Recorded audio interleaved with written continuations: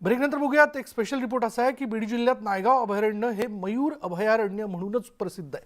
कारण या अभयारण्यामध्ये मोरांची संख्या खूप जास्त आहे। पण आता या अभयारण्यामधील मोर स्थलांतर करू लागलेत। हे कशामुळे घडतंय, यामागची नेमकी कारणं काय आहेत, जाणून घेऊयात।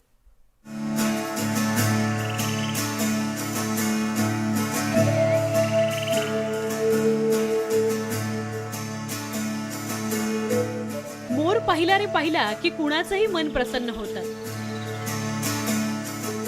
मोराचे रंग, त्याचा पिसारा, त्याचं थुईथुई नाचणं भुरळ घालणारच।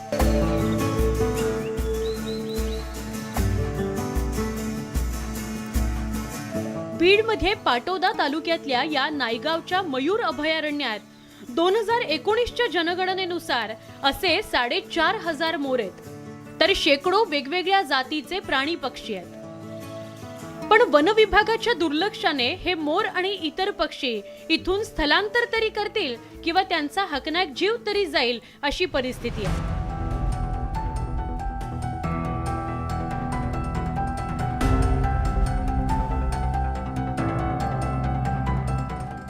कारण अभयारण्यात असलेले 28 पाणवठे कोरडे ठाक पडलेत।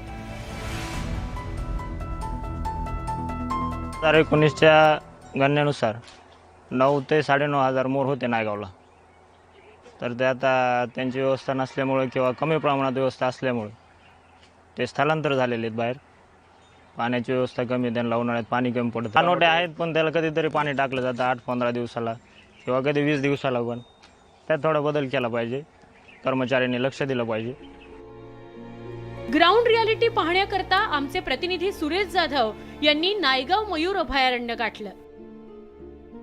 यावेळी काही पाणवठ्यांची दुरवस्था झालेली दिसली। काहींच्या तळाला पाणी गेलं होतं, तेही गढूळ, तर काही पाणवठे तुटलेले, हातपंप बिघडलेले दिसून आले।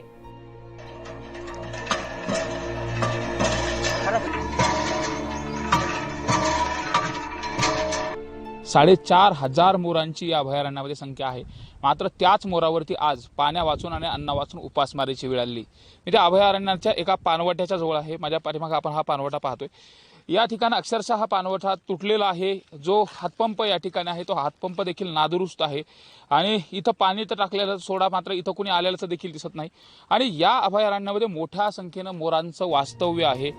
बीड जिल्ह्यात तापमान 41 अंश सेल्सिअस पर्यंत गेलंय।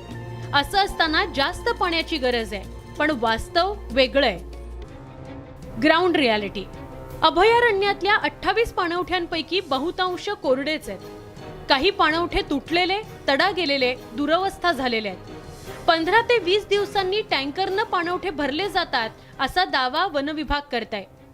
अभयारण्यावर लाखोंचा खर्च करत असल्याचा दावाही वन विभागाकडून केला जातोय। पण खर्चाचं ऑडिट करण्याची नागरिक मागणी करतायत। हॉटेल्स आणि धाब्यांमुळे पक्षी प्राण्यांच्या अधिवासावरही परिणाम होतोय, तर सौर ऊर्जा प्रकल्प, अवैध खाणकाम याचाही परिणाम होतोय।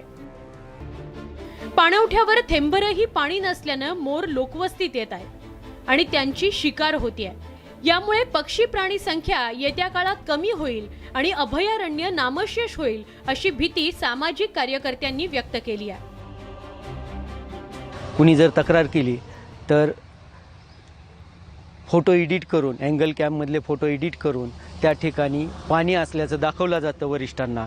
एडिट करून पाणी दाखवण्याचं, तर त्या पाणवठ्यामध्ये पाणी कसं येणार, मोर कसे जगणार आणि हे अभयारण्य कसं वाचणार, अशा प्रकारचा गंभीर प्रश्न या ठिकाणी पडला आहे। दर 15 ते 20 दिवसांनी या 28 पाणवठ्यांचा आढावा घेऊन त्या टँकरनं पाणी भरतो असं सरकारी उत्तर वनपालांनी दिलं। त्या पाणवठ्यात आमच्या वन विभागामार्फत पण पाणी टाकलं जातं त्याच्यामध्ये पाणवठ्यामध्ये। किती टँकर आहेत, किती लोकांची व्यवस्था आहे आणि कधी कधी पाणी टाकतो आपण तिथं?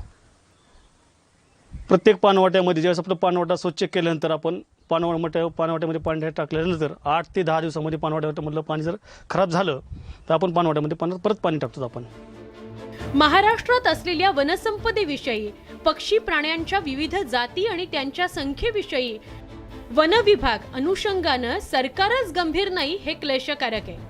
येत्या काळात ही संपदा नामशेष झाली तर त्याला सर्वस्वी जबाबदार संबंधित विभाग आणि सरकारच असेल हे नक्की.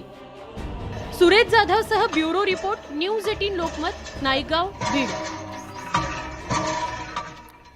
यानंतर गावाकडच्या बातम्यांमध्ये इथेच थांबणार आहोत. पहा फक्त न्यूज 18 लोकमत.